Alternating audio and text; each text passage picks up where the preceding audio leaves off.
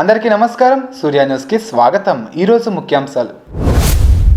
చిత్తశుద్ధితో ఏ పని సంకల్పించినా ఖచ్చితంగా సత్ఫలితాలే వస్తాయి. కొత్త ఆలోచన విధానాలతో ముందడుగు వేస్తే విజయం వెతుక్కుంటూ వస్తుంది. మనం చేసే పనిలో చిత్తశుద్ధి, ఆలోచనలో స్పష్టత, నవ్యత, బాధ్యత, జవాబుదారీతనం ఉంటే వెన్ను తట్టేందుకు అనుభవజ్ఞులు ముందుకు వస్తారు. ఈ మాటలు ఎందుకు చెప్తున్నానంటే, ఆంధ్రప్రదేశ్ ఉప ముఖ్యమంత్రి పవన్ కళ్యాణ్ గారు తనకు అప్పగించిన బాధ్యతలను చిత్తశుద్ధితో నెరవేర్చే శక్తి సామర్థ్యాలు పుష్కలంగా ఉన్నాయి. తను చేసే ఆలోచనల్లో ఆచరణాత్మకత, కొత్తదనం కలిగిన వ్యక్తి. అన్నిటికీ మించి తనకు వచ్చిన బాధ్యతను హోదాకి, దర్పానికి చిహ్నాలుగా భావించరు. జవాబుదారీతనంతో నిర్వర్తిస్తారు.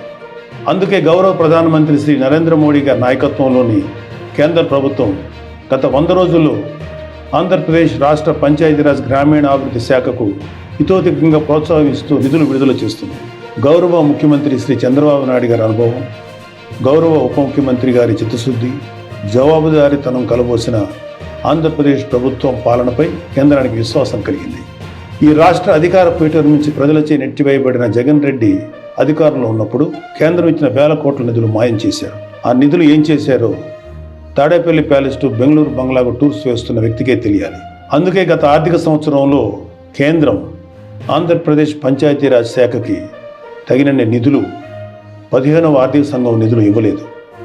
పాలకులు మారారు. శ్రీ పవన్ కళ్యాణ్ గారు పంచాయతీరాజ్ గ్రామీణాభివృద్ధి శాఖల బాధ్యతలు చేపట్టారు. ప్రతి విభాగంపై అవగాహన పెంచుకున్నారు. నిధులు తీసుకురావటమే కాదు, ఏ విధంగా ఎంత జవాబుదారీతనంతో ఎంత ప్రజా ప్రయోజనకరంగా ఖర్చు చేస్తామో చెప్పాలని సంకల్పించుకున్నారు. అందుకు అనుగుణంగా తన శాఖలోని అధికారులను, ఉద్యోగులను సన్నద్ధం చేసుకున్నారు. కాబట్టి ఉపాధి హామీ పథకానికి ఈ ఆర్థిక సంవత్సరంలో 4,500 కోట్ల నిధులు మంజూరు చేసింది. ఉపాధి హామీ పని దినాలు పెంచింది. ఈ నిధులతో 66,20,000 మందికి ఉపాధి లభిస్తుంది. ఈ పనుల వల్ల 42 లక్షల పేద కుటుంబాలకు పని లభిస్తుంది. 4,500 కోట్ల విలువైన ప్రజల అవసరాలు తీర్చగలిగే పనులు చేసుకోగలం. ఈ నిధులను అన్ని గ్రామాలకు కేటాయించి పనులు మొదలుపెట్టించారు శ్రీ పవన్ కళ్యాణ్ గారు. ఆ పనులు కూడా ఎక్కడో ఆఫీస్ గదులు కూర్చొని నిర్ణయించడం కాదు, ప్రజలే తమ గ్రామానికి ఏ పనులు చేయించుకోవాలో నిర్ణయించుకోవాలి. అందుకు గ్రామసభ వేదిక కావాలని సంకల్పించారు. రాష్ట్రంలో 13,326 పంచాయతీల్లో ఒకే రోజు గ్రామసభలు నిర్వహించేలా ప్రణాళిక రూపొందించి అమలు చేసి విజయవంతం చేశారు. గ్రామసభ ద్వారా తీసుకున్న నిర్ణయాలకు ఒక పవిత్రత వస్తుంది. ఆ నిర్ణయానికి తిరుగుండదు. అదేవిధంగా గ్రామసభ తీర్మానంలో లేని పనులేవీ చేయలేరు. స్థానిక ప్రభుత్వమైన పంచాయతీలకు మహర్దశ తీసుకొచ్చేలాగా గ్రామ సభలు నిర్వహించారు. ముఖ్యమంత్రి గారు, మంత్రులు, ఎమ్మెల్యేలు, ఎమ్మెల్సీలు, ఎంపీలు, కలెక్టర్ నుంచి ఎంపీడీఓల వరకు అందరూ గ్రామ సభలో కూర్చొని ప్రజల నిర్ణయాలు నమోదు చేసుకున్నారు. యావత్ దేశం ఈ గ్రామ సభలను పరిశీలించి ఒక మోడల్గా తీసుకుంది. కేంద్ర పంచాయతీరాజ్ గ్రామీణాభివృద్ధి శాఖ ఆ రోజునే సానుకూలంగా స్పందించింది. ఈ స్ఫూర్తితో అక్టోబర్ 2వ తేదీన దేశమంతా గ్రామ సభలు చేపట్టాలనే ఆలోచనలో కేంద్ర ప్రభుత్వం ఉంది. ఆంధ్రప్రదేశ్లో నిర్వహించిన గ్రామ సభలు ప్రపంచ రికార్డు సృష్టించాయి. రికార్డు పత్రాన్ని వరల్డ్ రికార్డ్స్ యూనియన్ ప్రతినిధి నుంచి ఇటీవలే శ్రీ పవన్ కళ్యాణ్ గారు స్వీకరించారు.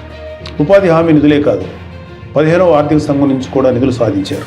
వెళ్ళిపోయిన వైసీపీ వాళ్ళ మీద నమ్మకం లేక కేంద్రం నిధులు ఇవ్వలేదు. పవన్ కళ్యాణ్ గారు కేంద్రంతో మాట్లాడి 1987 కోట్ల రూపాయల నిధుల్ని కొద్ది రోజుల కిందటే మంజూరు చేయించారు. ఉపాధి హామీ నిధులు 4,500 కోట్లు కావచ్చు, ఆర్థిక సంఘం నుంచి సుమారు 987 కోట్లు కావచ్చు. కేంద్రం నుంచి సాధించింది ఆంధ్రప్రదేశ్ పంచాయతీరాజ్ శాఖ. అది పాలన చేపట్టిన 100 రోజుల్లోపు. 100 రోజుల్లోపు నిధులు సాధించడమే కాదు, వాటి వినియోగానికి ప్రణాళికలు రూపొందించి అమలు చేయడం విశేషం. అది ఒక నాయకుడు చిత్తశుద్ధి, జవాబుదారీతనం తాలూకు ఫలితం. ఖచ్చితంగా ఆంధ్రప్రదేశ్లోని పల్లె పల్లెలకు మంచి రోజులు వచ్చాయి. స్వర్ణ పంచాయతీలు అనే కూటమి ప్రభుత్వ లక్ష్యం ఖచ్చితంగా సాధిస్తాం. నమస్తే.